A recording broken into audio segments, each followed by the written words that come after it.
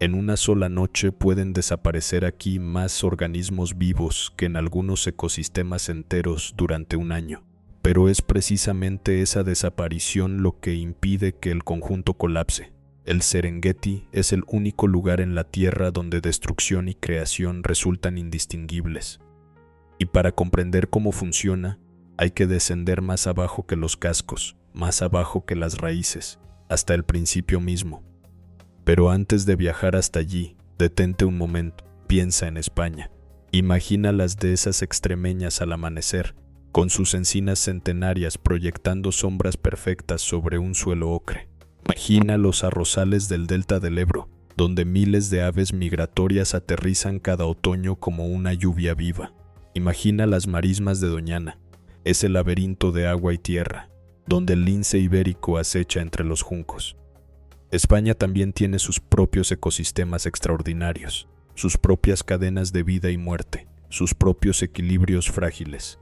Y sin embargo el Serengeti es otra cosa, es la versión más radical, más extrema, más desnuda de lo que significa un ecosistema en pleno funcionamiento. Entenderlo nos ayuda a entender algo esencial sobre la naturaleza, incluyendo la nuestra, la que tenemos a las puertas de casa. En la lengua del pueblo nómada Masái, Serengeti significa llanura sin fin. No es una metáfora poética, es una descripción literal. El territorio que se extiende por el norte de Tanzania y penetra en Kenia supera en superficie a varios países europeos juntos. El horizonte está tan lejos que uno tiene la sensación de no estar mirando la Tierra, sino el borde mismo del planeta. Pero esta llanura no surgió por accidente. La creó una catástrofe. Hace aproximadamente 3 millones de años, el volcán Gorongoro sufrió una erupción colosal. Una gruesa capa de ceniza volcánica cubrió cientos de kilómetros a la redonda. Esa ceniza resultó ser extraordinariamente rica en minerales, pero generó un suelo peculiar, nutritivo en la superficie, pero con una capa de roca dura justo debajo que impide el crecimiento de raíces profundas. Por eso no hay bosques densos, por eso reinan las hierbas. Lo que pareció una catástrofe geológica fue, en realidad, un diseño involuntariamente perfecto. El volcán sentó las bases del pastizal más rico de la Tierra, un lugar donde habitan más de 70 especies de grandes mamíferos y alrededor de 500 especies de aves. Algo similar, salvando todas las distancias, ocurrió en la península ibérica.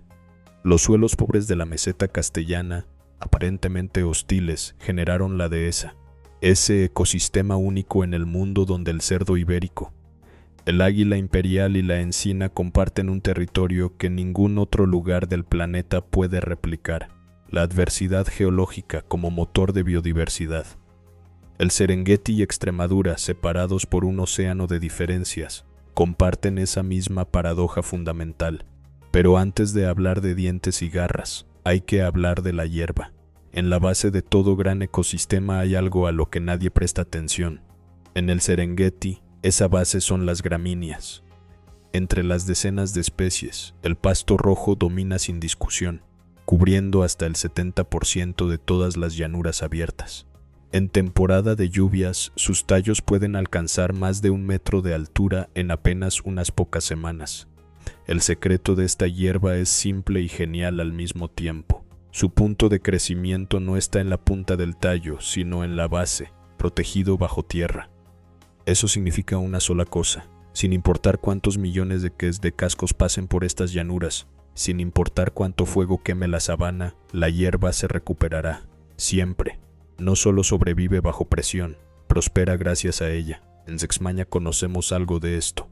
Las praderas de Castilla y León, los pastizales de Andalucía, los prados húmedos de Galicia y Asturias, todos ellos sustentan cadenas alimentarias enteras. Elimina la hierba y en pocos meses no queda más que polvo. Es la misma lógica que en el Serengeti, solo que a menor escala y con protagonistas distintos, donde la capa volcánica es algo más delgada. Por encima del océano de hierba se elevan árboles solitarios, las acacias de copa plana, símbolo inconfundible de la África salvaje. Sus raíces se hunden hasta 30 metros en busca de aguas subterráneas.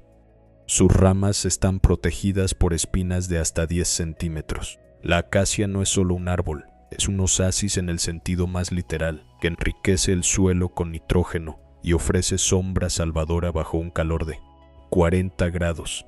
Para que toda esta maquinaria verde no falle, necesita ingenieros que casi nadie nota. Bajo las raíces de las hierbas, trabaja sin descanso un ejército de termitas. Sus termiteros, duros como el cemento, alcanzan 5 metros de altura.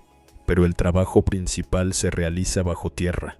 Airean el suelo compactado, permiten que el agua penetre en profundidad, descomponen la materia orgánica muerta y devuelven micronutrientes esenciales al ciclo biológico. Sin esta alianza invisible entre la hierba indestructible, la resistente acacia y los incansables insectos, la sabana se convertiría en un páramo. Es precisamente esta abundancia de energía básica lo que atrae a aquellos cuya llegada hace temblar la tierra. El clima del Serengeti no conoce los grises. 2 estaciones, lluvias y sequías, se alternan sin aviso y sin piedad. Cuando caen los aguaceros, la sabana explota en verde esmeralda. Cuando el agua se va, el sol abraza la tierra hasta dejarla blanca. Es este péndulo implacable el que pone en marcha el mayor mecanismo natural en tierra firme, la gran migración. A la vanguardia de esta grandiosa procesión marchan las cebras de sabana. Con unos 300 kilos de peso y hasta 1,5 metros a la cruz, son las primeras en pisar los pastizales intactos. Su pelaje a rayas no es solo decorativo. Al fusionarse en una sola mancha parpadeante durante la carrera, la manada de miles confunde a los depredadores y desorienta a las letales moscas. Pero su papel principal es ecológico. Las cebras poseen la capacidad única de digerir la parte superior más dura y seca de los tallos, la que otros animales no pueden aprovechar. Al cortar esa capa áspera actúan como enormes cortadoras de césped, abriendo el acceso a las capas inferiores más tiernas y nutritivas. Por los corredores trazados por las cebras se lanza la fuerza de choque principal de la sabana, los ñus azules. Más de 1,5 millones de estos antílopes, con hasta 250 kilos cada uno, avanzan en columnas interminables más allá del horizonte. Sus cuerpos son el mecanismo perfecto para un maratón sin pausa de 3,000 kilómetros. Los ñus siguen las lluvias detectando el olor de la humedad a decenas de kilómetros de distancia, sin GPS, solo el olfato y el instinto, afilados durante millones de años. Su papel ecológico es enorme. Al comer la hierba tierna expuesta por las cebras, millones de cascos remueven simultáneamente el suelo compactado y fertilizan la tierra con miles de toneladas diarias de estiércol. Sin esta embestida masiva, la sabana se cubriría rápidamente de matorral muerto y todo el ecosistema colapsaría bajo su propio peso.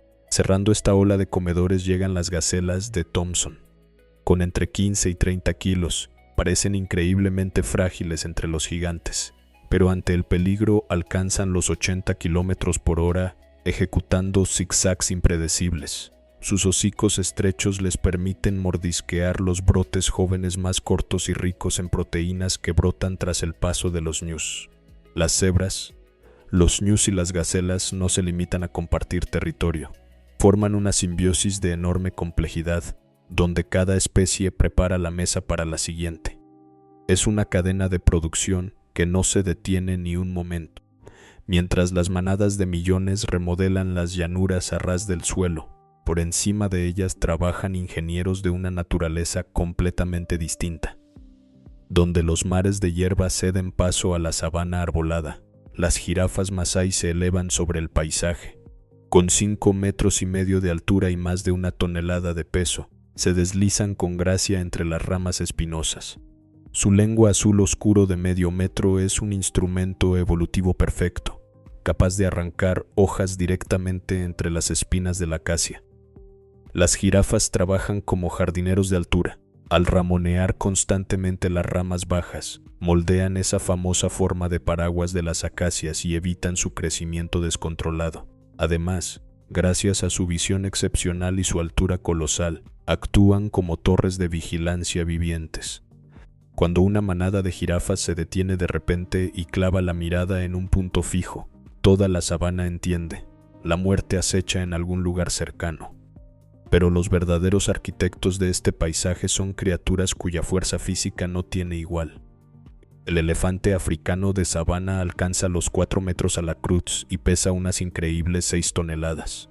Su trompa, compuesta por 40.000 músculos, puede recoger con precisión quirúrgica pequeña semilla, o arrancar de raíz con furia primigenia un árbol centenario. Los elefantes no se limitan a vivir en la sabana, la transforman de forma agresiva, rompiendo árboles, arrancando corteza, aplastando arbustos densos. Impiden físicamente que el Serengeti se convierta en un bosque cerrado, preservando los espacios abiertos vitales para millones de ungulados.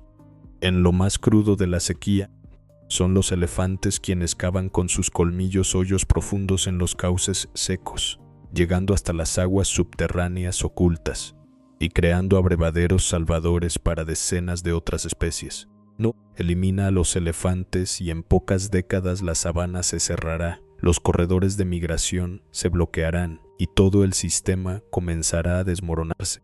Así de frágil es este equilibrio. Aquí en España tenemos nuestra propia versión de esta fragilidad, el lince ibérico, recuperado pacientemente gracias a programas de cría en cautividad en Doñana y en la Sierra Morena. Es el equivalente simbólico de ese elefante. Una especie cuya desaparición desencadena efectos en cascada sobre todo el ecosistema mediterráneo. Cuando el lince desapareció de gran parte de su territorio, las poblaciones de conejos se dispararon y desequilibraron la vegetación.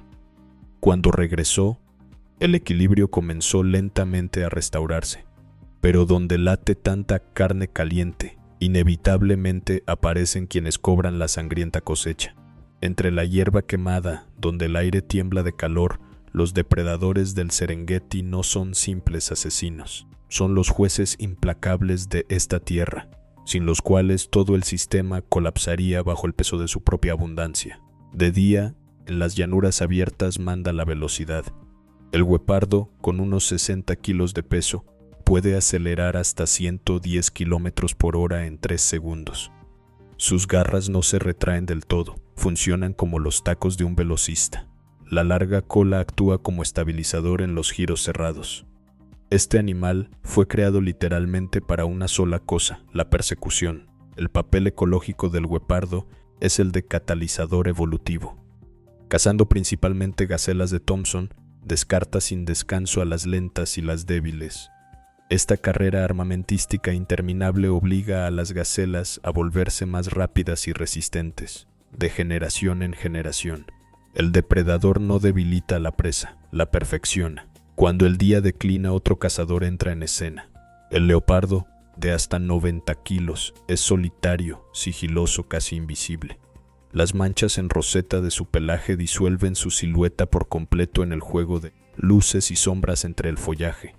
Su habilidad única es la de arrastrar su presa, que a menudo supera su propio peso hasta lo alto de las ramas de los árboles, lejos de sus competidores. En el ecosistema del Serengeti, el leopardo cumple la función de regulador en las sombras, controlando las poblaciones de ungulados medianos en las zonas boscosas. Pero los amos indiscutibles de estas tierras son los leones africanos, los únicos félidos sociales del planeta, que viven en estructuras complejas llamadas manadas. El macho, con hasta 250 kilos y una oscura melena, es el escudo del territorio. Pero el corazón de la manada son las leonas. Trabajando con una coordinación casi telepática, tienden emboscadas tácticas a los herbívoros más grandes. Su papel en el ecosistema es insustituible.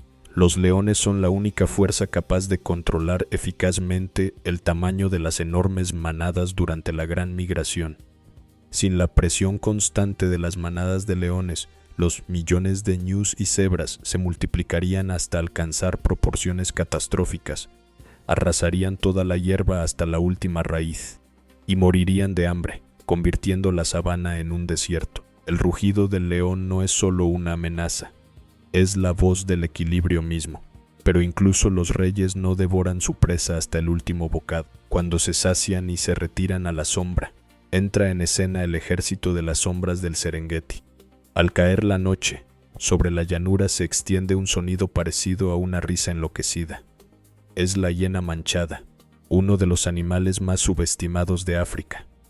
Con hasta 80 kilos de peso, las hienas poseen una de las mandíbulas más poderosas entre los mamíferos, capaz de triturar incluso los huesos más gruesos, extrayendo el nutritivo tuétano y devolviendo al ciclo biológico el calcio vital que de otro modo se perdería para siempre.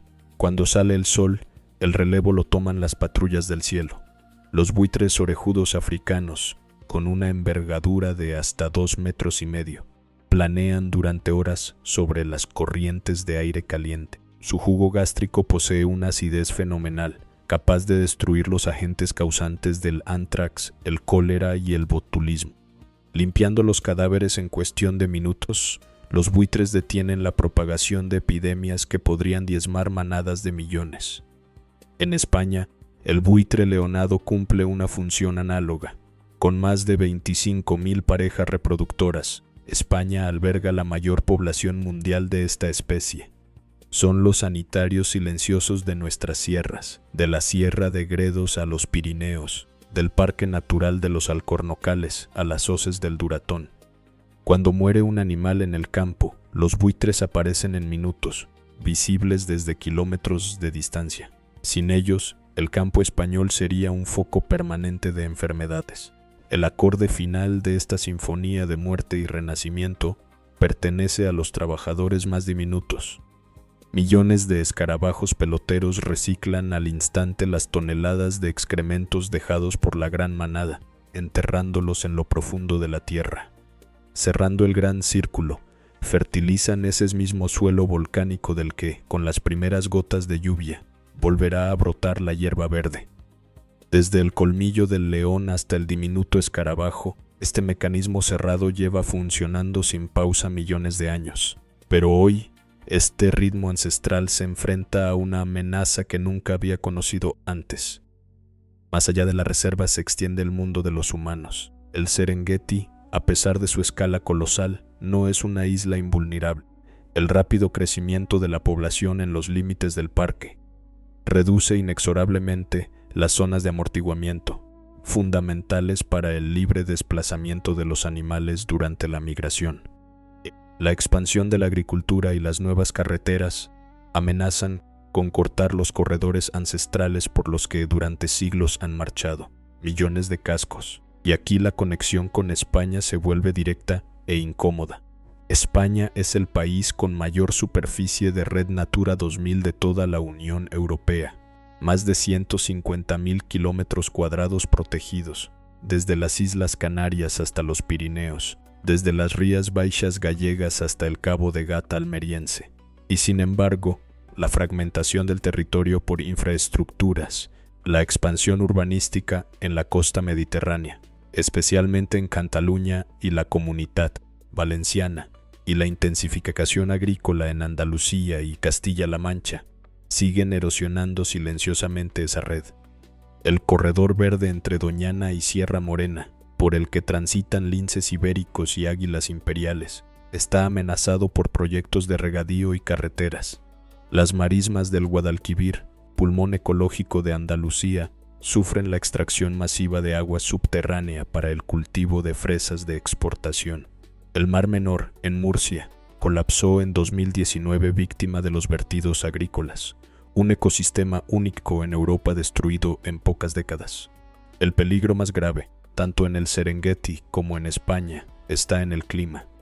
El calentamiento global altera el delicado equilibrio que el Mediterráneo ha mantenido durante milenios.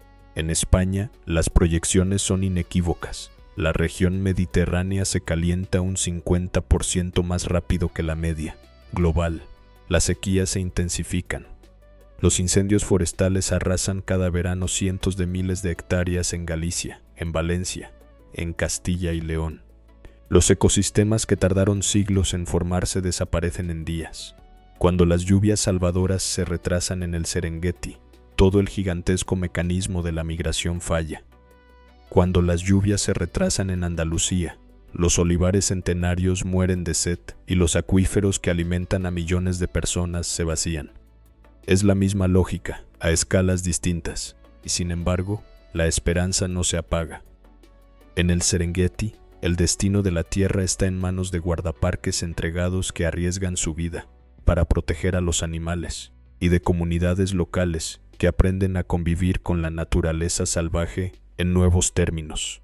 El desarrollo del ecoturismo demuestra con claridad: un león vivo o un elefante caminando por la llanura tienen un valor incomparablemente mayor que un trofeo de caza. En España, algo similar está ocurriendo. El turismo de naturaleza crece año tras año. Cada temporada, miles de visitantes de Madrid, Barcelona, Valencia y Bilbao recorren los senderos de Doñana, observan osos en Asturias, escuchan el bramido del ciervo en los montes de Toledo durante la berrea de otoño.